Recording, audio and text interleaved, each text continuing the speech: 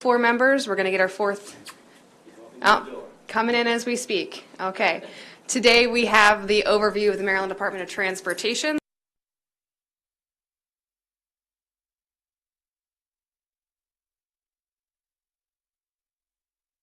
Units we'll take a deeper dive into as we go. This is very much an overview today. And with that, I'm going to ask our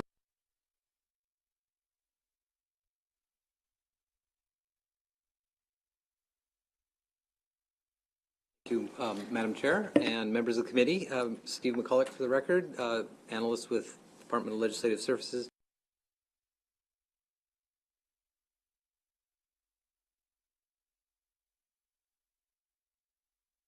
By looking at something that we're all been familiar with for the last couple of years, and that's the COVID impact has had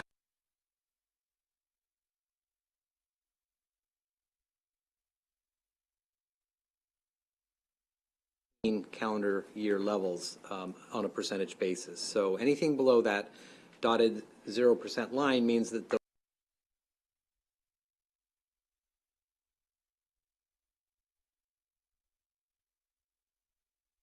or the general trend is upwards. However, there is a wide variation between kind of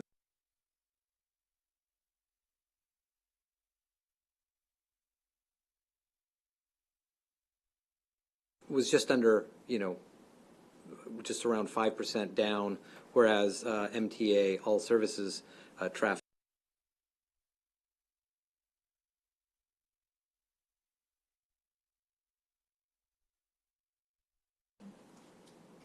that's just setting the context. This is similar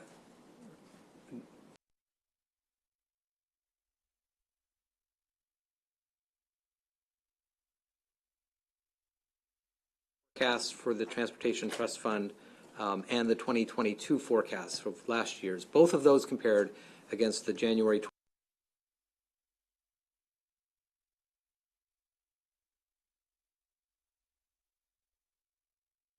example of how things have changed. From compared to January 2020, last year's forecast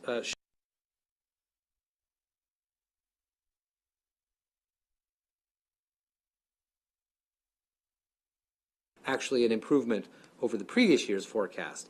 And then if you look at the final column, which compares the current forecast received at the beginning,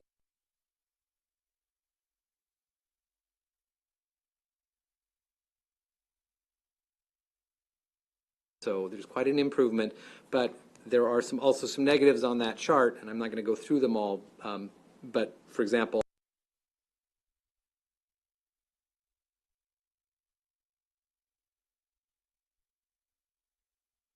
down. So there are still challenges related to the pandemic and the changes that it has caused.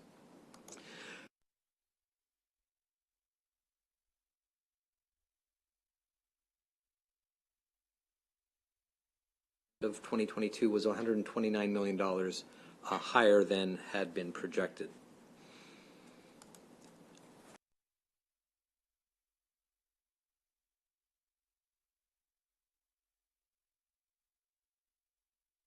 Chart that the motor fuel tax is the largest revenue source, and we'll be talking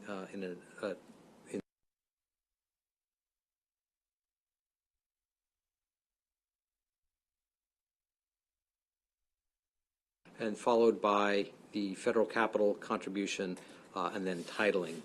Between the three of those, it's about 61%.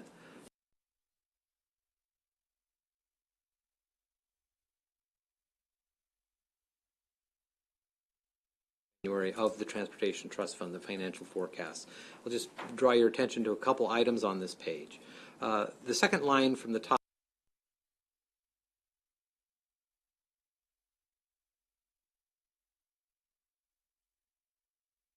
and that increases in 2026 to 340, and then finally in 2028 to $355 million. The reason for that is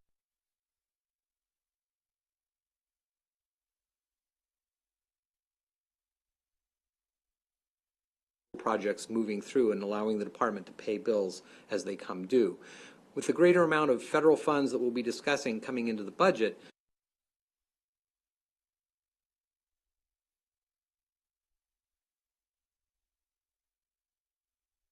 so that working balance has been increasing.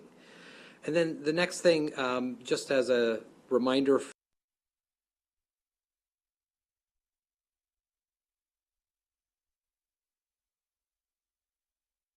section in the middle of the chart is a ordered, in order of the uses of the trust fund dollars.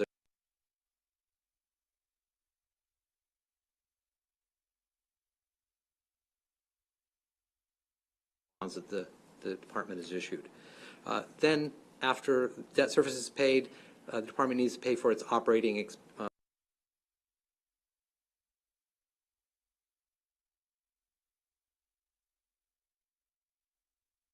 available to be programmed as capital in the Consolidated Transportation Program. On the debt line,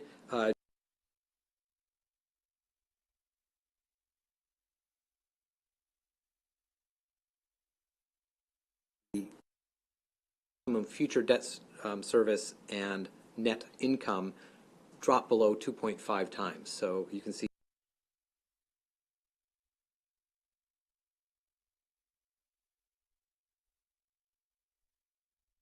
reduces down to three times in 2028. But in all of this, forecasts are better numbers than we're in.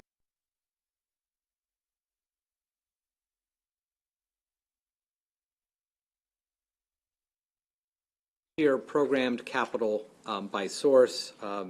Here is one of the examples of that large amount of federal funds that the state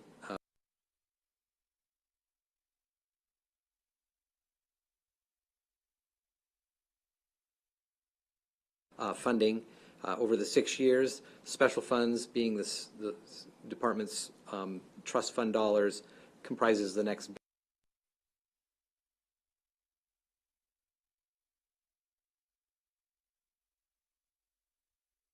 On this graph, the state's contributing in this 6-year period just over 51% of total capital program spending.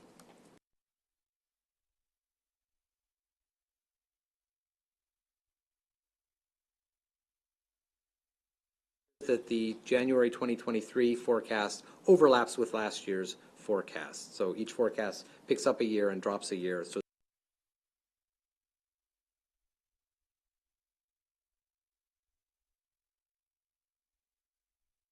and CTP, there are $3.2 billion more funding and spending forecasts than there were in last year.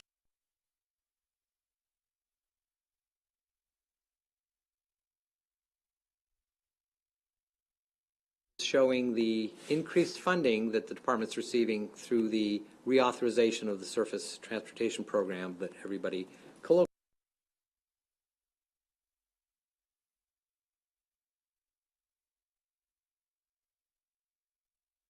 going forward. Exhibit 8 shows 6-year programmed capital spending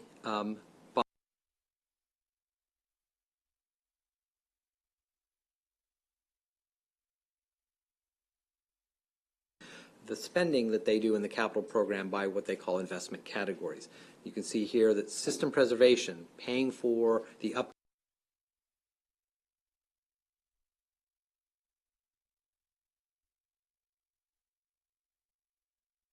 period. Exhibit 9 shows the capital trends going back to 2009.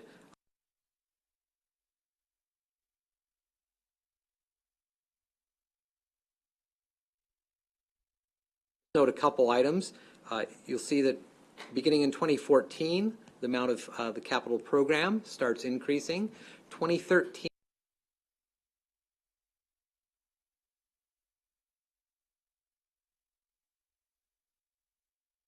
sales and use tax equivalent. So that was the last major revenue increase. And following that revenue increase, the department started issuing more debt to support the capital program.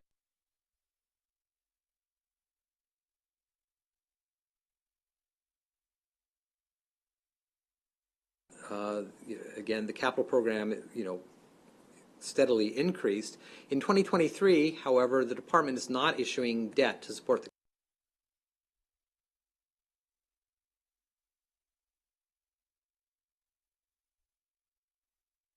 made it unnecessary for that 1 year to do that, and we'll see in a minute how that affects debt service. Exhibit 10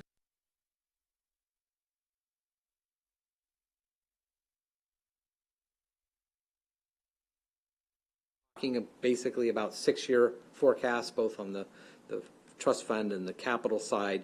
Now we'll kind of focus on fiscal 2024.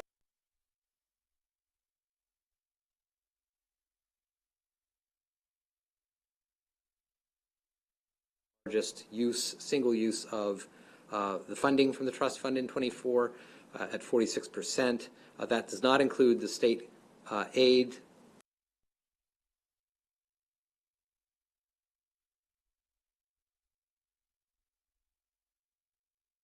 And then the operating budget, is the next 40%. So, everything else gets from the rest of the smaller shares.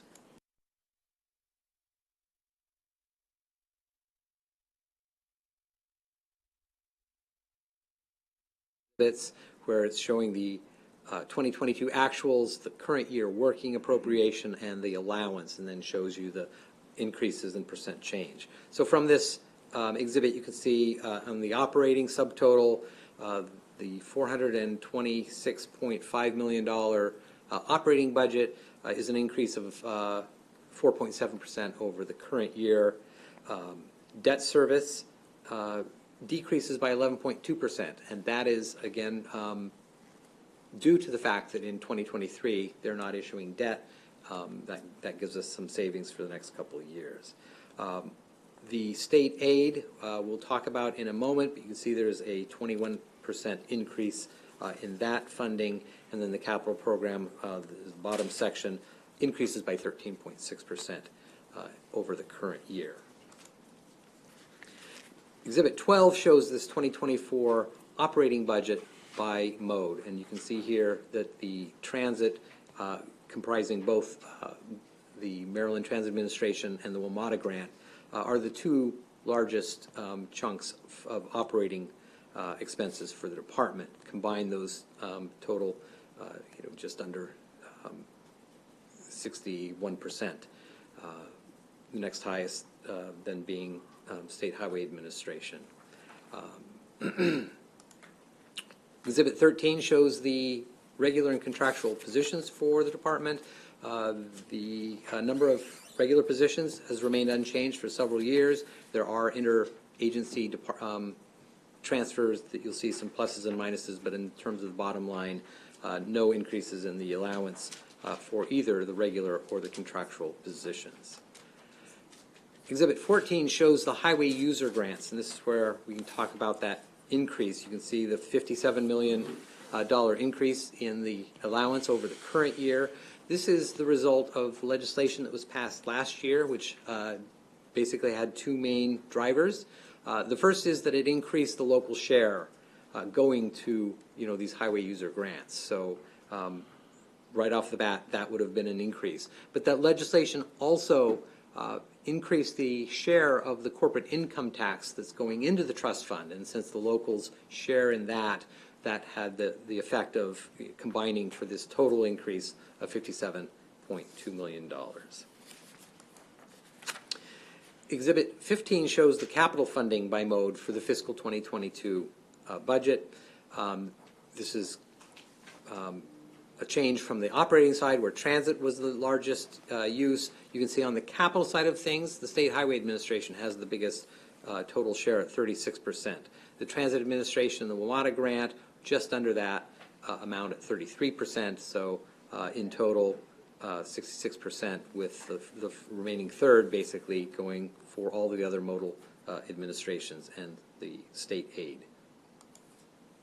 Exhibit 16 shows this is discussing the additional capital investment that's been enabled by the IIJA. So as I mentioned a moment ago, under the new federal authorization, there was new funding. Now, in many areas outside of transportation, this was actual, new money for infrastructure needs.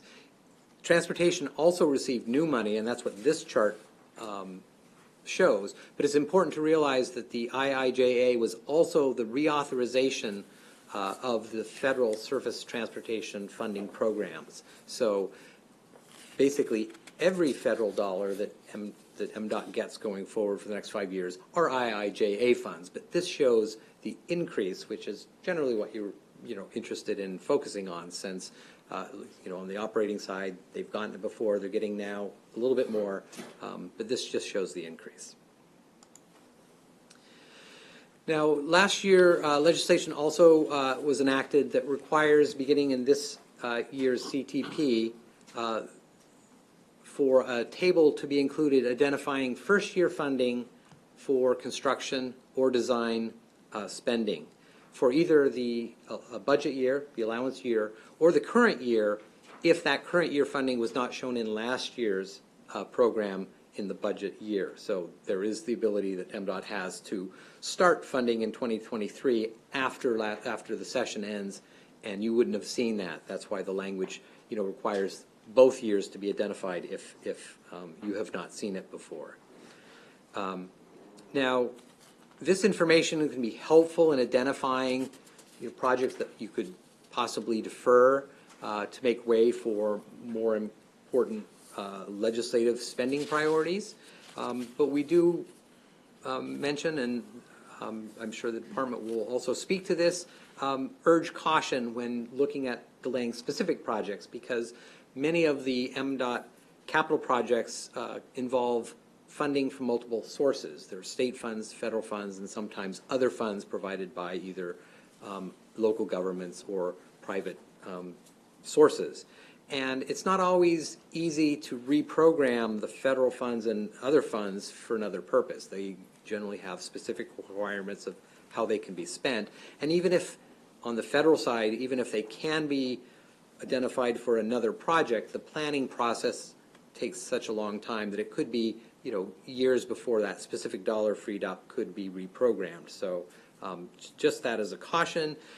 We do note that you may have some other options if you want to create room to do some legislative priorities in the transportation capital program. You could take, some size of a general unspecified reduction and indicate in the language that the department should manage that. There are always, throughout the year, projects that face delays for one reason or another. Permitting doesn't get done. Problems are identified in doing the soil testing, things that can stop a project temporarily. And at the end of many fiscal years, the department ends up canceling special and federal funds that were dedicated to those. And they're just, since they're on a cash flow, in the next year, it would show up in the CTP, in the next year.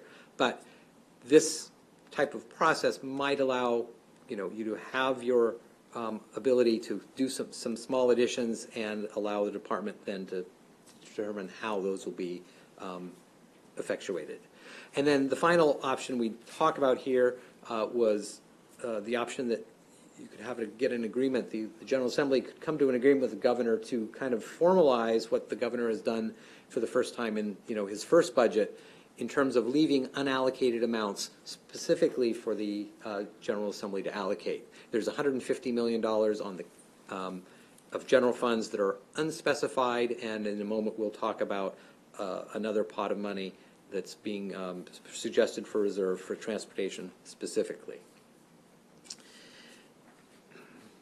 Exhibit 18 shows other funds that I've mentioned several times with regard to the capital budget. So in the CTP shows project funding, and it shows all of the funding regardless of fund source, meaning the other funds typically do not flow through the state budget. So you couldn't go to the budget section and look at a particular program and see the total funding for capital projects, because there's a lot of outside funding that's used. And this exhibit then shows you the projects for fiscal 2024 that comprise the $580-some million in other funds in 2024. And that's that goes for 3 pages, so I'm not going to go over any of them specifically. It's there for your reference. Turning now to the issues section, the first issue is talking about this $500 million proposed general fund set aside as a reserve to support future capital projects that the governor has announced. We just note that while this is going to be very helpful in addressing some of the many needs that the state has in the transportation area, it is by no means going to be a silver bullet that solves every problem. Just for example, a couple big transit projects, and this is not to suggest that these funds would necessarily all be used for transit, but just as easy ways of focusing on this, there are 2 big transit projects that many people have expressed support to have done as soon as possible, those being the Red Line, revival of the Red Line that was canceled by the last administration. There's also a Southern Maryland Rapid Transit project that's making its way through the system. Now, either of those project costs will be well in excess of $500 million. So, again, that $500 million could be very helpful in easing one or both and other types of projects into the CTP and prevent pushing out other vital projects, but it's not going to, solve the entire problem. We've just asked the Secretary to comment on how these funds might be used and what other types of projects, might have to be deferred in order to make room for other, priorities. Issue number 2 is a discussion on finding an alternative to the motor fuel tax. As I mentioned in the beginning, the motor fuel tax is the largest source of revenue, the state source of revenue to the trust fund.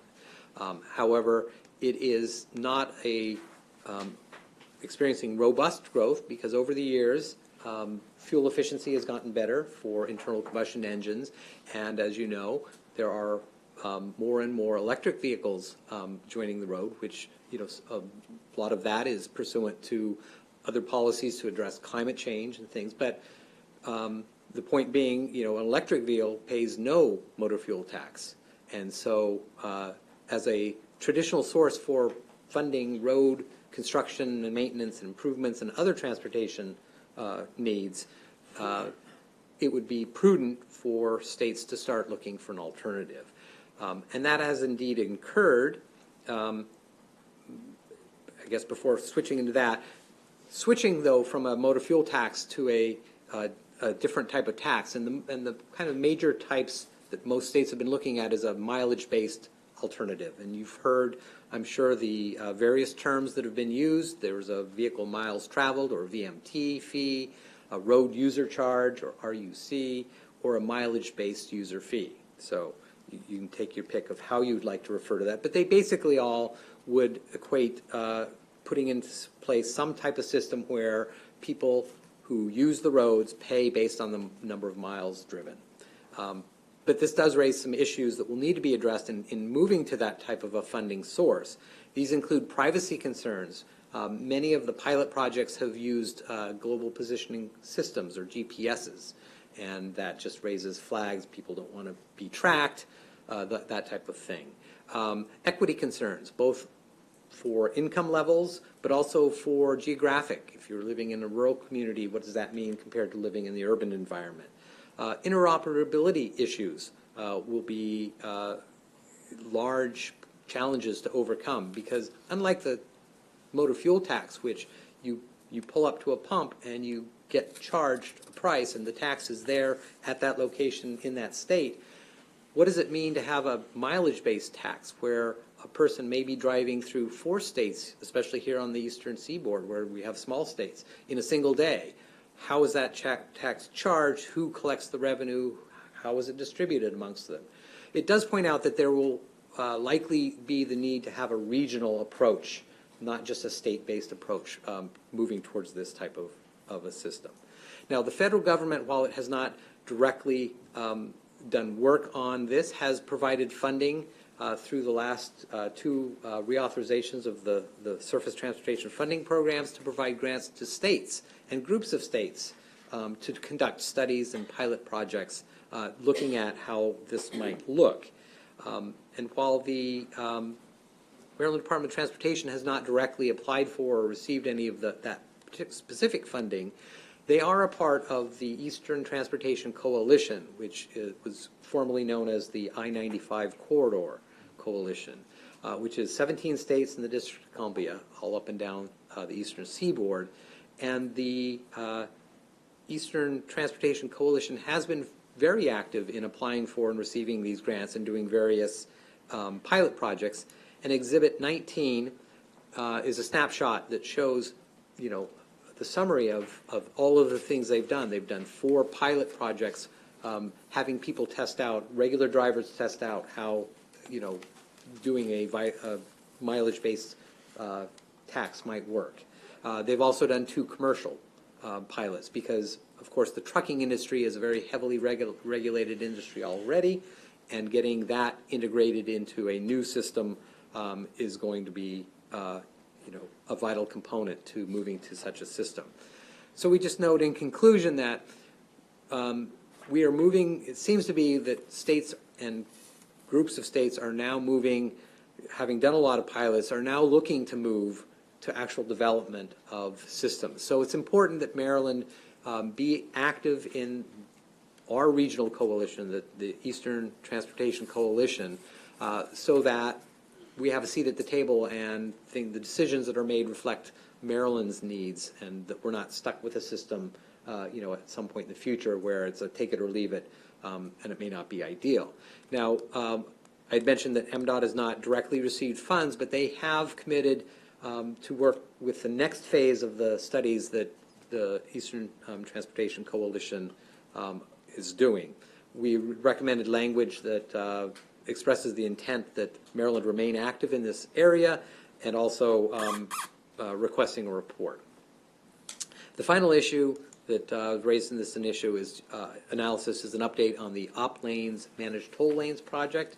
Since you were in session last year, the record of decision, which ends the environmental impact statement process for projects seeking federal funding, that concluded in August of 2022 when the Federal Highway Administration issued its record of decision, which identified the selected alternative, Phase 1 South, which is the reconstruction of the American Legion Bridge, and starting just south of American Legion Bridge, extending all the way to I-270 and up to I-270 to I-370 interchange. So that phase has been selected in the record of decision, and now the phase developer, which was selected last year, known as Accelerate Maryland Partners, or AMP, is currently completing its pre-development work and working with both MDOT and the Maryland Transportation Authority, which are jointly the state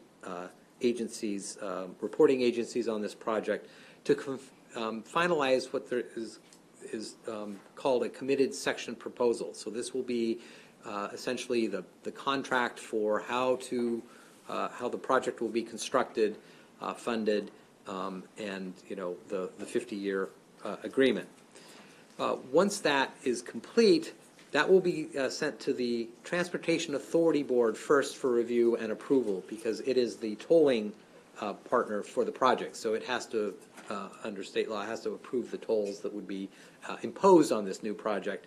And assuming that gets approval by that board, it would then be submitted jointly to the comptroller, the treasurer's office, and the budget committees here for 30 days of review and approval, after which it could be taken to the Board of Public Works for final approval of that contract. Now, as you know, there's been an intervening election since this project started, and the new administration will be looking at this project, and whether a P3 appears for you to review is going to be heavily dependent on the decisions that the new administration makes.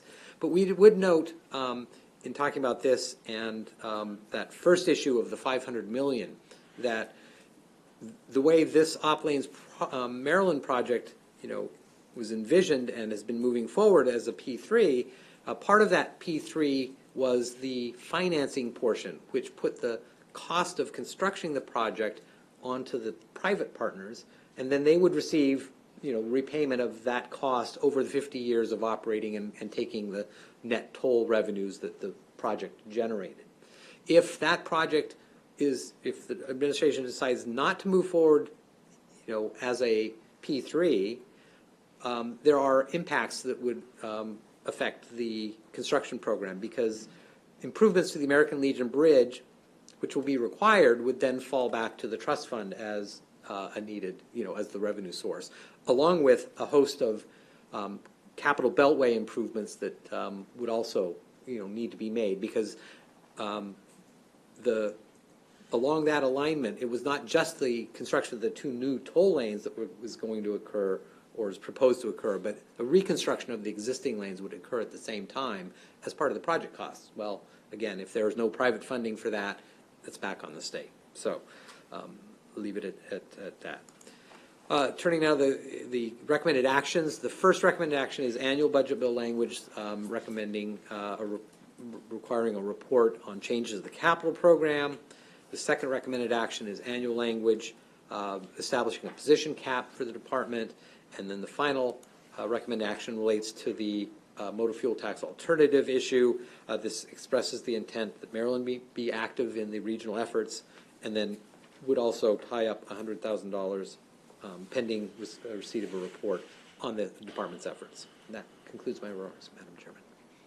Thank you very much, Steve. Thorough and thoughtful, as always. Thank you. Questions for the analyst?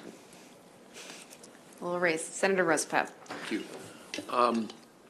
Back on page 20 on staffing, you show no change from 2022 to 23?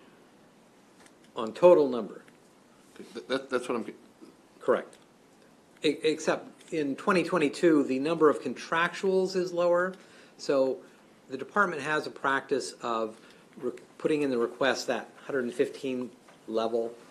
It's not always needed. They don't fill those if they don't need it. So that's why you will generally see, 115 has been the number for the last few years going into as the allowance, but by the time it gets to the actual, it's lower.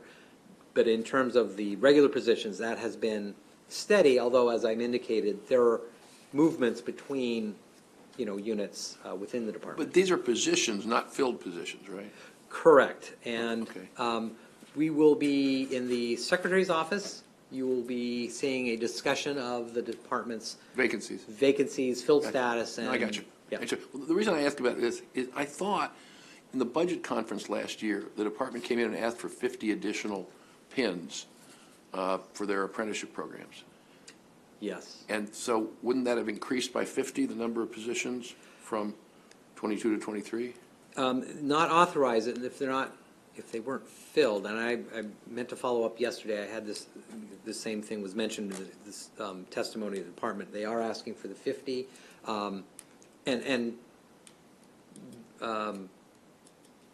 the recommended cap. We generally don't, unless there's a reason. If the department were asking for something unreasonable, obviously we'd make a recommendation, something different from that. This 50 positions for apprenticeship would seem very reasonable, and I think. Well, I agree it's reasonable. I'm not arguing whether it's reasonable. But they haven't hit yet, so they either haven't been created or it was included as the goal. But I'll need to check and see what the actual mechanics are. But the numbers on Exhibit 13 yes. are positions whether filled or unfilled. Correct. They're the authorized positions? Is that what it means? Yes. But so the 50 you're referencing are not in these numbers, and I don't know why. But that's my question. Okay, yes. We're in vociferous agreement on that. Yes. We don't know why. Yes. Okay. I will get the answer. I got a couple more questions, but I'm happy to defer to Senator Jackson. Senator Jackson? Okay, all right. I continue to be confused by the federal money. So we're talking about Exhibits 16 and 15 in relation to each other. So the $1.4 billion on 16 yes. is new money, correct? Wasn't there before the bill was passed? Yes, it's new money for capital. I understand. Yeah. And it is a 6-year number? Yes. And so the chart on 15 is a one-year number or a Yes. 6-year number? It is one-year number only.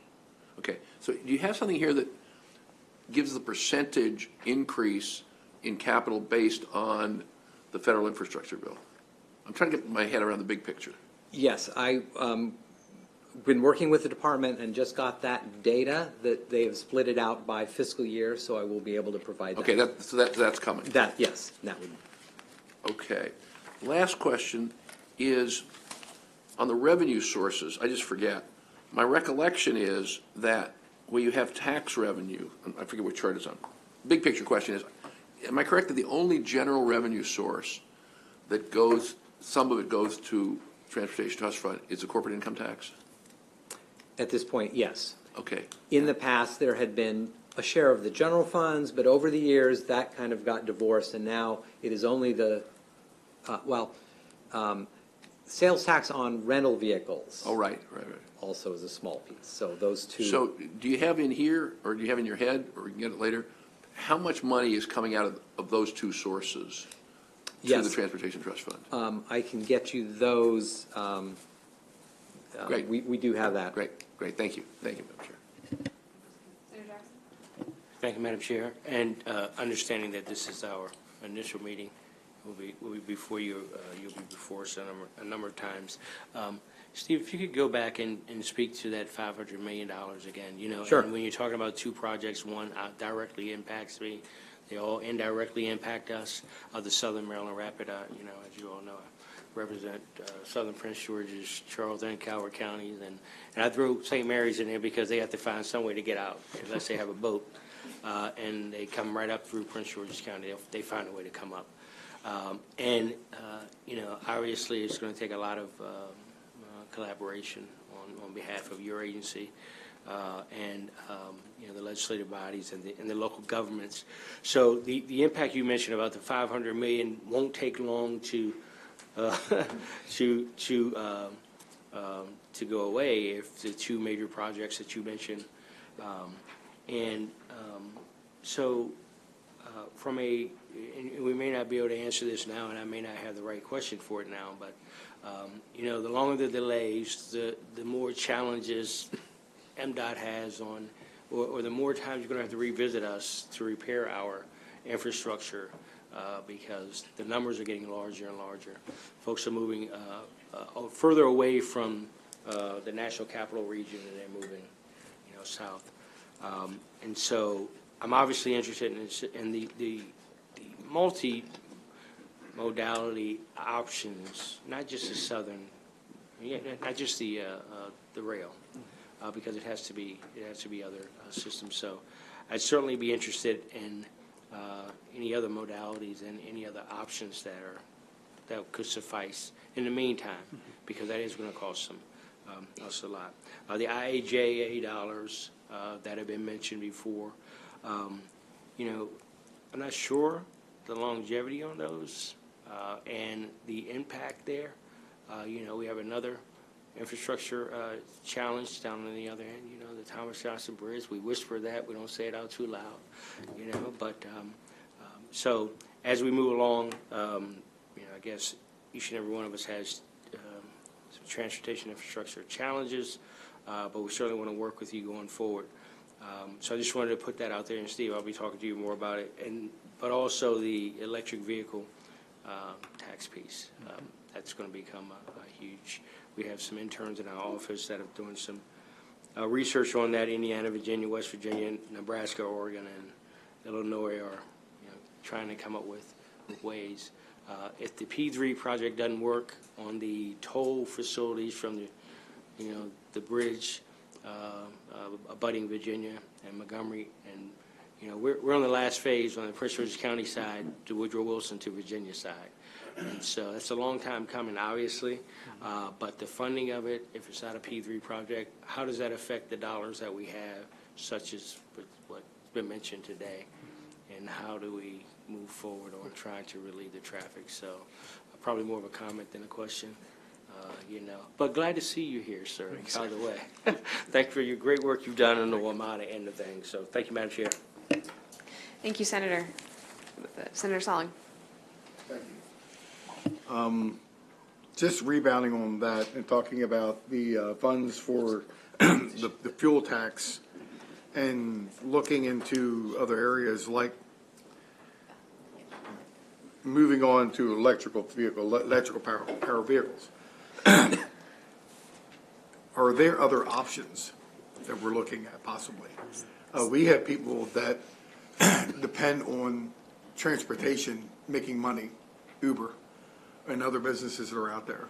So they're out doing a lot of movement. They're running around using that vehicle to make a living.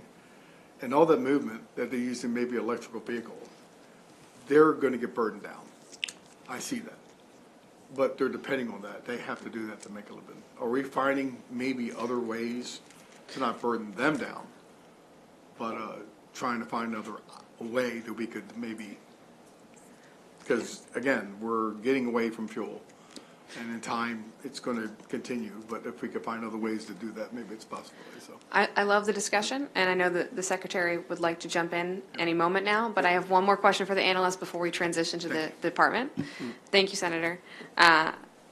Steve, on one of the first charts that you showed, the ridership, obviously that trends with our anecdotal experience. In terms of it bouncing back up, is that following national trends of other? In all, I know we're talking about apples and oranges here across the board, but is it following a national trend similarly? I think the answer is yes, by kind of sector. Okay. So transit services all across the nation are down. It's not uniform even within the MTA.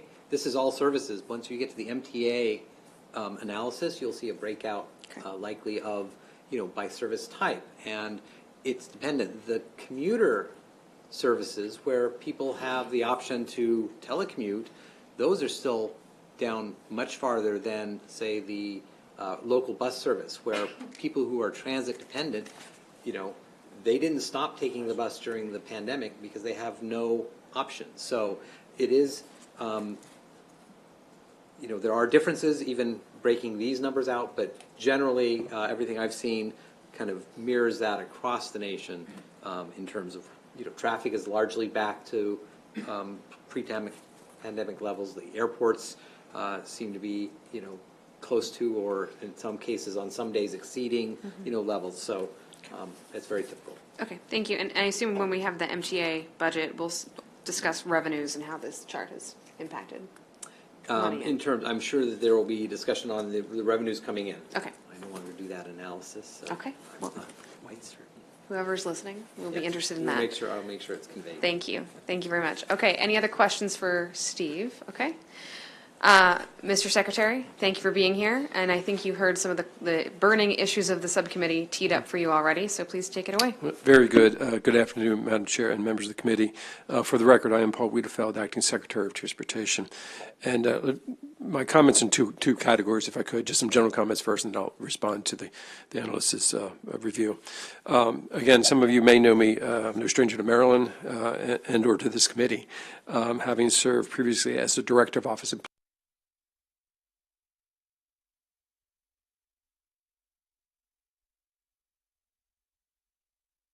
Administration, and most recently as the General Manager and CEO of WMATA.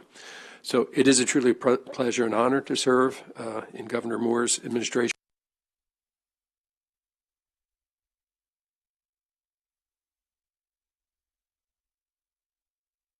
to provide a fair and equitable transportation system that all Marylanders benefit from.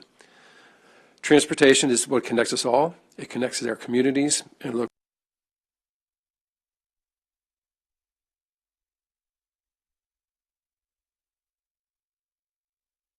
with the communities they serve. The federal infrastructure bill, the IIJA bill, gives us a great opportunity to make some of these improvements for our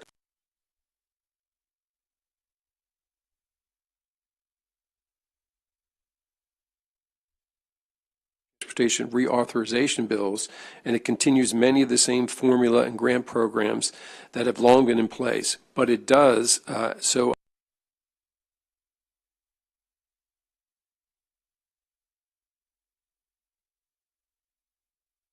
competitive grant programs available that MDOT is closely monitoring and applying for. Many of these grants are focused on the same goals as MDOT and your goals, I believe, which include climate change, equity, and the state of good repair. So we think we have a very good chance of being awarded some of these additional federal dollars. However, it is important to note that these are highly competitive grant programs, and there are more applicants than there ever will be funds available, and it's almost tenfold is our estimate. This makes it ever more important to show how our projects are leveraging other fund source and how we are partnering with others on these projects. When we compete for federal grants, we will make it clear that we will be strategic partners with the federal government to reach our important goals as well as theirs. Just this week, President Biden was in Baltimore to celebrate the Frederick Douglass Tunnel Replacement Project. This project includes a partnership between the federal government, Amtrak, the state of Maryland to replace this 150-year-old B&P tunnel as an example of these types of partnerships. This transformative project will provide a new tunnel which will nearly triple train capacity, increase train speeds from 30 miles per hour to 110 miles per hour, save Amtrak and MARC commuters tremendous time, and clear the largest rail bottleneck between Washington, D.C. and New Jersey. Investments like these are fundamental to expanding the economic opportunities and providing more reliable, customer-focused services for all Marylanders. On the freight rail side, an equally transformative project under construction now is the improvements to the 130-year-old Howard Street Tunnel. This project is in partnership with the federal government, CSX, Maryland, and Pennsylvania to enlarge the Howard Street Tunnel and clear obstructions at 22 locations between here, Baltimore, and Philadelphia. This project will allow the movement of double-stack trains to and from the Port of Baltimore, which increase the competitiveness of the port, and several shipping companies have already announced new services to Baltimore, anticipating the project's completion. And this is just beginning, we believe, of transformative projects that we will be working on over the next several years. And as we look to transform Maryland's transportation network, MDOT will be a Department of Transportation that works in partnership with the communities we serve, and we will be transparent and accountable to the citizens of Maryland. Turning now to the analysis that Steve done, and Steve and I have worked over the years, and he's one of the top for sure. So we prepared a written response that you already have, so I'd like just to hit on a few of the high points. First, I'd like to, again, thank Steve for his work, again, the tremendous work he does, and how he works with the team, and the team works with him. The first issue we were asked to address is how to provide funding to the legislature so that legislative transportation priorities can be met. DLS presents a couple of options to achieve this, and I think it is a conversation that we need to continue to have. The development of the CTP involves a pretty extensive process that takes into consideration the complexities of the federal funding process and provides several opportunities for stakeholder involvement. Part of that process involves the submission of county priority letters, a project scoring system, and MDOT visiting every county and Baltimore City each fall to discuss the CTP. We need to find a process where everyone is heard, where we can ensure that local, statewide, and regional priorities are being met, where we're advancing policies like equity, environmental protection, and climate change, and where we can maximize our ability to leverage other funding sources for our projects. The second issue we were asked to address is the $500 million announced by Governor Moore, dedicated to supporting strategic priority transportation projects across the state. I know there are a lot of questions about how that funding will be allocated, and with only 1 week on the job as acting secretary, it's simply too early for me to say. But certainly projects like East-West Transitway in Baltimore City, MARC improvements, congestion relief, and transit enhancements, projects in Montgomery, Prince George's County, are going to be critical. Southern Maryland was mentioned as well, as one of those. But if you can just give me a little bit more time, we will work through that. We also want to ensure that we are using these funds to leverage additional funds from the federal government, so there could also be opportunities to use these funds as matching funds for competitive federal grants. We all know there are more needs than funding, and we will be looking throughout the state and working with our state and local partners to see where those funds are best spent to address the most critical needs. The third issue was about the mileage-based user fees. Nationwide, as we move to more fuel-efficient electric vehicles, we need to rethink our dependence on the motor fuel tax as a major transportation funding source. The transportation industry in general is in agreement that some form of mileage-based user fee will eventually replace the gas tax, but we're still many years away from that. On the national level, IIJA directed USDOT to establish a national per-mile usage fee pilot program, so we're watching that very closely. And closer to home, MDOT has participated in the Eastern Transportation Coalition multi-state partnership to start thinking about how that actually is structured and is implemented. We're going to continue to stay involved in those regional and national conversations and make sure that we have a seat at the table because we recognize the critical importance of the long-term transportation funding. The final issue we were asked to comment is on the Op Lanes Maryland project. That project will be reviewed under the same lens of social equity, environmental protection, and local participation as all of our projects, and we will continue to work with our private sector partners to find the solutions for the congestion in that area as well as the aging American Legion Bridge. The analysts included 3 recommendations. The first is the annual language requiring notification of changes to the capital program, which we concur with. The second is the annual language regarding a position cap for the department. Last year, the legislature did grant us some additional flexible pins, as was brought up by Senator Rosapep, to allow to establish the apprenticeship program in partnership with local high schools, technical schools, and community colleges. We asked for that same flexibility this year as we continue to work on implementing that program. The final recommendation is on mileage-based user fees. As I stated, MDOT has been involved in the regional efforts to study this topic and will continue to be, and I personally will be much more engaged with that, having an electric vehicle myself, so I want to make sure that's done right. And we do feel that the restriction on funds is necessary, but defer to your judgment. We don't think it's necessary, but we'll defer to your judgment. So with closing, Madam Chairman, that concludes my remarks. As we move forward in this journey together, we have many critical endeavors ahead of us, and look forward to the opportunity to work with this committee to make this transformative change in Maryland. So I'd be glad to take any questions you have. Thank you, Mr. Secretary. Senator Salling. Thank you, Mr. Secretary. It's good that we have a partner and we can work together with some of our issues that you're coming to know. But there's, I believe, other things that just with the whole part of MDOT and transportation and other parts that I think we could improve and be a help. One of the problems that we talked just briefly about Easy Pass and the problems that they had there. We've had a lot of issues. We've all had phone calls. And we were just endowed with so many people in trouble. In time, there was a bill that was presented to try to help and suffice that take care of this problem. I don't get as many calls now, but I think it helped it out. Is there other ways that we're looking into to make sure we don't get back to that type of situation? Yes, sir. It's interesting. I've actually have gotten some contacts already on that, so I'm digging in further to just understand how we got to where we got to, what's been done to date, and is there anything else we can do? But I think that's something we can knock down. Yes, sir. Just a couple more real quick. I know the CTP is a very important thing that we have, and it seems like there's other plans or changes that are possible that are going to be coming about. Is there anything specific now or things that we are looking into?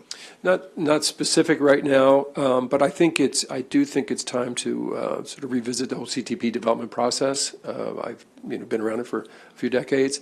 I think in today's world, in terms of communication and transparency and expectations around that, I think we do a much better job in that. And just one more thing, Madam Chair. We've talked about an issue and we've had work with the port many years. They've been great partners, and I appreciate all the things that they've done. They continue to look for land to expand more, but they have a good partner in Trade Point Atlantic who's working with them now. They're partnered in many ways, especially the Ro-Ro that we have, that we do records every year of Ro-Ro. And I work with them specifically because, of course, Trade Point's in my district. But we've had issues with truck drivers and them going from point A to point B. That is from Trade Point to the port or the port from Trade Point. We thought we had a remedy to take care of the issue of them going from one area to another. And they're being charged every time, not even crossing the bridge. And we've talked about this. We put it in bill form. I'm working with the chair, and I'm also working with Madam Chair here to find a way where our independent truck drivers, other businesses are not burdened down about this. Okay. But I think it's just an easy remedy. It really is. I want to help our customers, help our people, help our constituents. And I think if there's a way we can do that in some type, I'd love to work with you and put something out there to make them realize that we're not going to be a burden to you anymore. And this is a big help, of course, to our truck drivers, to our workers out there, to our highways, to our schools, to our businesses, because these trucks now have an area to go to, but they're burdened down. So they find other ways. They go through communities. They go through small roads. They go by schools where kids are crossing those streets and businesses. So I believe if we find a way where we can not ruin those small little roads in their areas, but we can find a way where we can get from point A to point B, which there is a way right now, just to let you know. We can take care of this. So I'd love to work with you with this, and I appreciate that. Yes, sir. Thank you, Manager. Mr. Secretary, I would suggest that before we put the budget to bed, that we will be pursuing this issue. So if I could ask your team to work with Senator Solling and his staff to Yes. try to find a resolution. Yes. Thank you. Thank you. Yeah, I've committed earlier today to meet with him to get on top of this. Wonderful. Senator Rosepep. Thank you. Welcome back. Yes, sir. Big picture on the federal money. Do you know approximately how to say this exactly? In terms of the federal money at the federal level, a lot of it, maybe most of it, is formula, and then there's a competitive pot.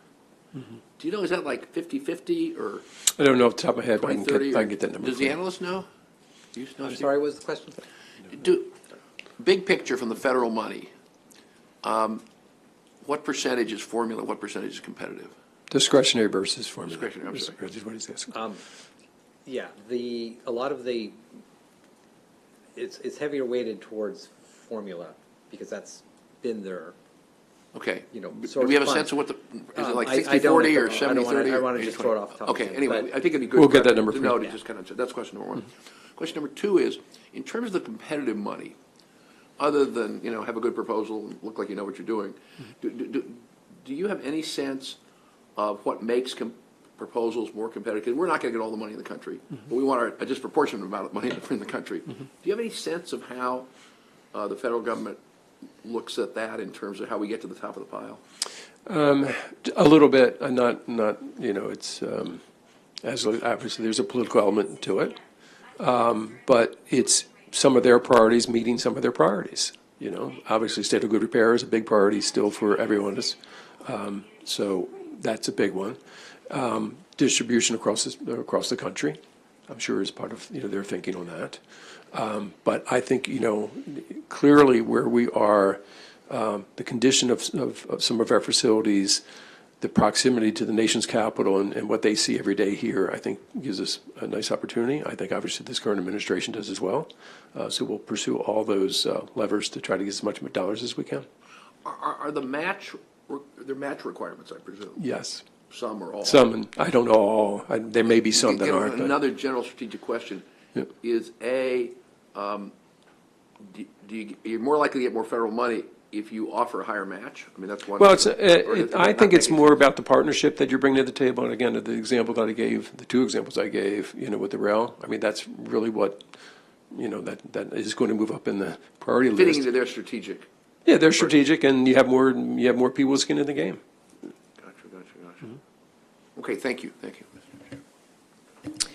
Thank you, Senator. Following up on that line of thought, the grant cycles are not going to cleanly or nicely match up with our budget cycle or our time during session. So any thoughts that you have on engaging this subcommittee and the House subcommittee on brainstorming ideas, coming to the table on how to be more competitive? I can speak for the subcommittee. We've already had conversations. We'd like to be your partners in that as well. No, would love it, be frank, because it gives us much, again, like I said, the stronger team we put together, the more consistent we are with our messaging and what the dollars we're going after is important. I do know in dealing with the delegation over time, they need, very clear priorities so that they spend, their energies on those as well. So the bigger the team, the more focused, the better. Great. Senator Rosepep, do you have a I follow-up? want to pound down on what you said and what I said before. I'd be interested in you all thinking about if there are fiscal or non-fiscal things we could do that would help make us a stronger competitor. Other policy. I mean, if we said we're going to get out in front on X, would they say, wow, Maryland's out in front on X, therefore we want to help them do that. Not just in the application, but in law, policy, regulation, whatever it might be. If you think about that stuff, we can do along the lines of what the chair is saying. Thank you. Thank you. And then recognizing you are a week on the job and still acting. Sure. Two follow-ups to the questions here. Do you anticipate having a better sense of the $500 million the governor set aside in this while we are still working on the budget? I believe so. Okay. I believe we're very interested in that as well. And then your strategy on thinking about the fuel tax issue moving forward. Understanding that MDOT did not previously apply for independent funds outside of the region. Have you and your team had conversations about, again, appreciating Sure. your week on the job? Just starting to be frank. Okay. But again, it's a national issue, reference. It's unique across the country. Different. So some of the examples that were given, that's totally different than we have people that commute between 4 states every day, and we have a lot of different toll facilities up and down the Northeast, which some of these other areas don't. So that changes all the dynamic. So I think we will need. I think we'll need some partnership at the national level eventually on how this is dealt with, just as they're doing with the on the supply side, for instance, for the places where you can charge. So I think it's a continuation of that, but I think we're all going to work through this together, as this comes at us. The concern that I have is that this comes out quicker than we ever anticipate, which is a possibility. It could slow down just as well. But I really think we've got to get engaged with this, with both feet to keep on top of it. I think Steve's analysis pointed out perfectly that if we don't take a leadership role here, we could end up being led by our neighbors, which is not a position we'd like to be in, right? Or run over. That, and I will say, this committee as a whole has been discussing the topic, my 5th year on the committee, this entire time. Sure. Our chair is very appreciates the pressure that we are under to find a solution, so I would imagine that together we will Okay. find a solution this term. Very good. I'm going to, Senator Jackson and then Senator Song. I just want to, thank you. I just want to, I appreciate having worked with you in the past from on the other, across the street, on the appropriation side of things. But I think most importantly, what we're hearing is, and what we already know about you and your leadership style is collaborative effort, mutually beneficial partnership effort. Finding partners is huge. Please feel free to share some partners that you and your team identify with us, because it's important for us as we reach out across. Because again, Maryland sets the pace in every race, and so we want to stay in tune with that, with the many needs that we have, and the multi efforts we're trying to put forth to bring more people here, keep more people here. We want to use the assets and resources we have here and invest as a teamwork. So I appreciate that. Again, another comment, but I look forward to working with you. Thanks. Thank you, Senator. Senator Selling. Just one more thing that we talked about briefly was the Howard Tunnel project and how we've had, it took us some time to get where we are now. But the good thing is we use partners, and we use every part, which is so important. And I've learned, which I believe we all have, learning and using as much as we can these partners, our federal, our state, our local, and other private companies are out there, in the port, and CSX, that's helping us. There's other partners that I know that if we can continue to do things about that way, there will be less of a burden to the state of Maryland. And using those partners is a benefit for all of us. So this was a good example, I believe, as the Howard Tunnel project is moving forward. I hope it's done quickly. I know it's going to take some time. But I think I learned a lot from that. Okay. And just knowing that, and other projects that do come up, we can find the same type of way and solution to do it that way. So just putting that out there. But I'm going to thank you again for all the information. Thank you, Senator. Thank you, ma'am.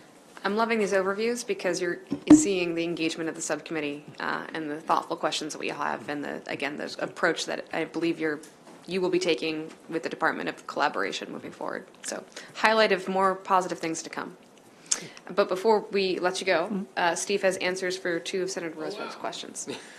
So on the positions, that's the easy one.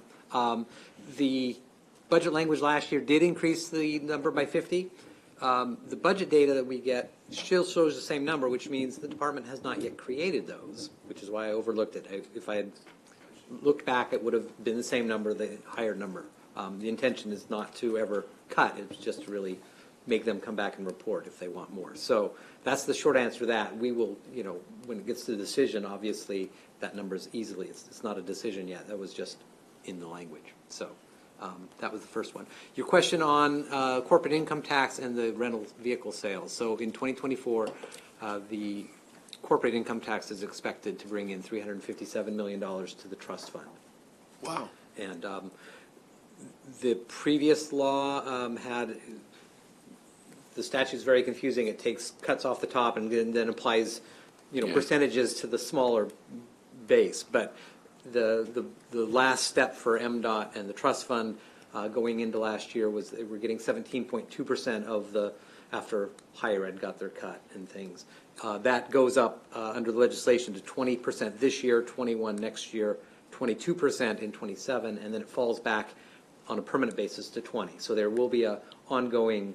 So it's like 350 and goes up, and then it's come Yeah, down. and then it'll come down, but it's a higher, when it comes down, it's a higher base than it was last year. I understand. So those two.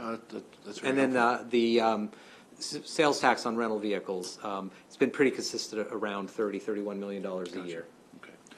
Could I ask a question back on the first one? I didn't quite follow it. So we authorized the 50 positions, but we do not know that they have created the 30 positions? Yeah, obviously they can't, there's no need to create a position if you don't have a program stood up for the apprenticeship to actually hire people into the position. There's a lot of paperwork that they have to do. No, I don't disagree with that. So the issue is, they currently have a higher than my recommendation. They have higher authority to fill positions.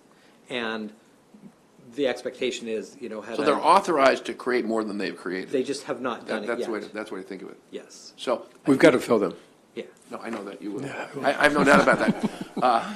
But I actually would appreciate you getting back to us with kind of what's the plan to do it. Okay. Thank you, Madam Chair. Thank you, Senator. Mr. Secretary, any closing thoughts for us? No, you asked earlier about some of those trends on the transit side. The only caveat I would put to that is the Washington area is unique with the federal workforce.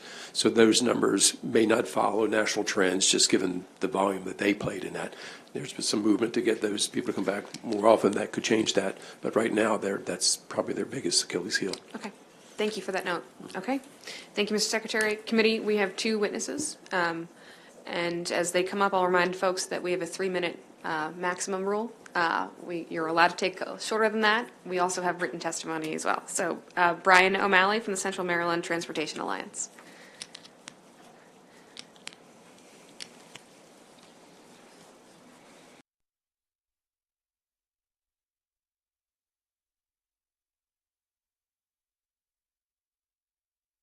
Attention and oversight to how we spend tax dollars on transportation in Maryland. It's the 3rd largest category of spending that the state.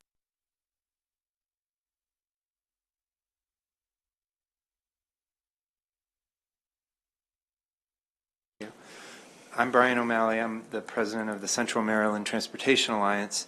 I'm also representing Transform Maryland Transportation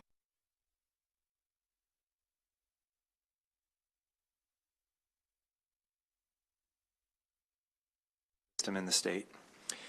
And to that end, the coalition submitted written testimony, a cover memo, and a 1-pager for this hearing.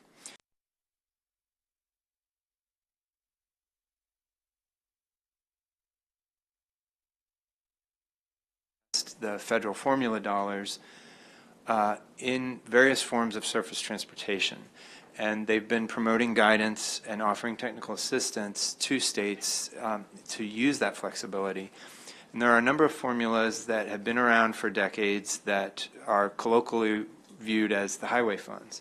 I think we saw Exhibit 16 was the pie chart showing where the funds are going to go, and I think that has baked into it that we're going to put the Surface Transportation Block Grant funds and the National Highway Performance Program funds, which are the 2 largest categories, towards state highways.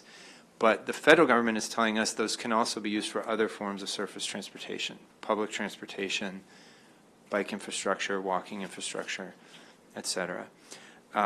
And so I just want to make sure that you're aware that MDOT has that flexibility.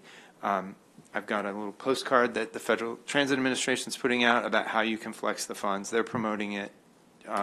Reach out to them with questions. The second concept I want to highlight is that if we prioritize fix it first on our roads, bridges, and highways, our budget can accomplish much more. The Federal Highway Administration cites data nationally, not specific to Maryland, but nationally, that we often, when we go to resurface a road or reconstruct a road bed or a bridge, widen while we're at it. And so we might have an 11-foot lane, and we go in to resurface it, and we replace it with a 12-foot lane. And we widen the shoulder, and where there's a left turn lane, maybe we make it longer. And that's a habit of ongoing widening and adding capacity, and it drives up costs between 25% and 85% per project, according to the Federal Highway Administration. So that's an opportunity to save if we have a better handle on what's truly system preservation and what's actually new capacity. And I encourage you to ask MDOT to be more transparent and accountable on its spending on those. And this is no small matter. If you look at the CTP, the State Highway Administration minor program, system preservation minor projects, is 4 times as much money as the major construction projects. So it's a large amount of money, $800 million to $1.2 billion per year over the next 6 years. So please keep those two concepts in mind, and thanks a lot for the chance to testify. Thank you, Mr. Malley. We appreciate your solutions here. Okay. Questions for the witness? Okay. Thank you. And last but certainly not least, Mr. Ramon Palencia Calvo from League of Conservation Voters.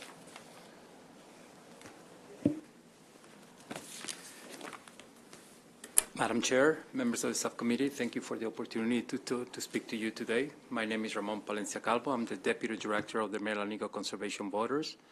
Maryland LCV has long prioritized electrification of school buses as they provide proven benefits for students, communities, school districts, and the climate. In 2021,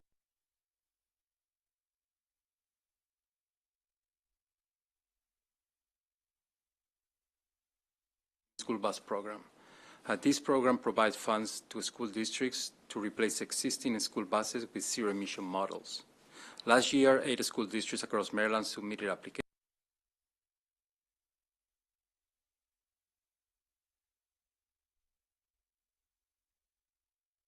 Fortunately, one school district, Baltimore City, was funded. However, this means that there are 21,449,000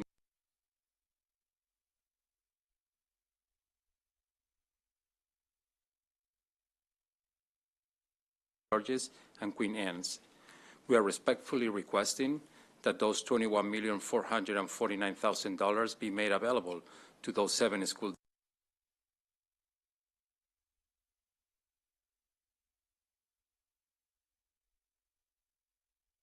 Health and community health. In 2019, the Maryland General Assembly created the Zero Emissions School Bus Transition Grant Program, administered by the Maryland Department of the Environment.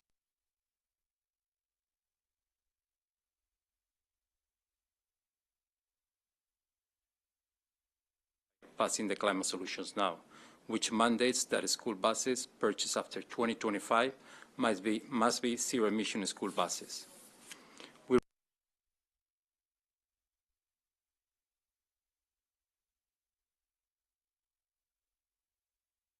$1,449,000 to MDE's Zero Emission School Bus Transition Grant Program.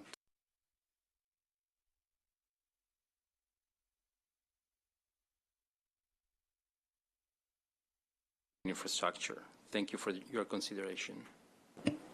Thank you. Any questions? Ramon, I want to make sure we get your written testimony in the system since we didn't get it by yesterday, so I want to make sure it's on the record if that's Perfect. okay. Thank you. All right, subcommittee. I think that's it for the day. Thank you very much. We are back here tomorrow at 11:30, and we're hearing 4 budgets. Thank you.